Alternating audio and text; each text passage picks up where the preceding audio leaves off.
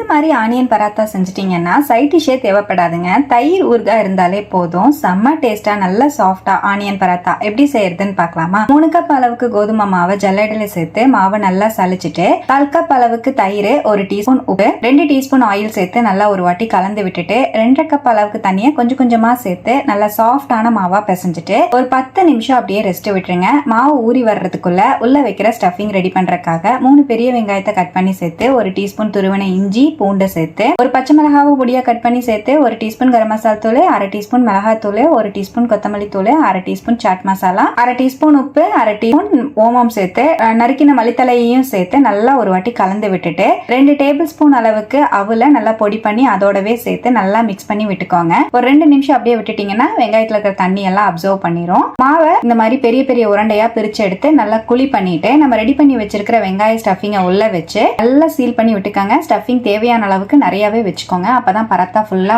நமக்கு ஸ்டஃபிங் இருக்கும். நல்லா இந்த மாதிரி க்ளோஸ் பண்ணிட்டு எக்ஸஸா இருக்கிற மாவை வெளியே எடுத்துட்டு எப்போ நம்ம சப்பாத்தி தேய்க்கிற மாதிரி வர மாவை நல்லா தூவி விட்டுட்டு ரொம்பவும் சன்னமா இல்லாம ரொம்ப கெட்டியா இல்லாம மீடியம் திக்னஸ்ல இந்த மாதிரி தேய்ச்சிட்டுடுங்க. தேய்ச்ச பராத்தா மேல கொஞ்சமா கரிஞ்சீரகமும் நறுக்கின மல்லித்தலையையும் சேர்த்து ஒரு வாட்டி லைட்டா பிரஸ் மட்டும் பண்ணி விட்டுட்டு தோசை தவால போட்டு எப்பவும் சப்பாத்தி சுட்டு எடுக்கிற மாதிரி மீடியம் ஃப்ளேம்ல வச்சு நல்லா சுட்டுக்கோங்க. 2 சைடுமே நல்லா செவந்ததுக்கு அப்புறமா நல்லா வெந்ததுக்கு அப்புறமா பட்டர், ஆயில் இல்ல கீயை சேர்த்து நல்லா தடவி விட்டுட்டு வெளியே எடுத்தீங்கன்னா ரொம்பவே டேஸ்டியான ஆனியன் பராத்தா சூப்பரா ரெடி. தயிர் ஊறுகாயோட வச்சு சாப்பிட அல்டிமேட்டா இருக்கும். கண்டிப்பா ட்ரை பண்ணி பாருங்க. ஸ்கூல் லஞ்ச் பாக்ஸ் கூட கொடுத்து விடலாம். செம சாஃப்டா இருக்கும்.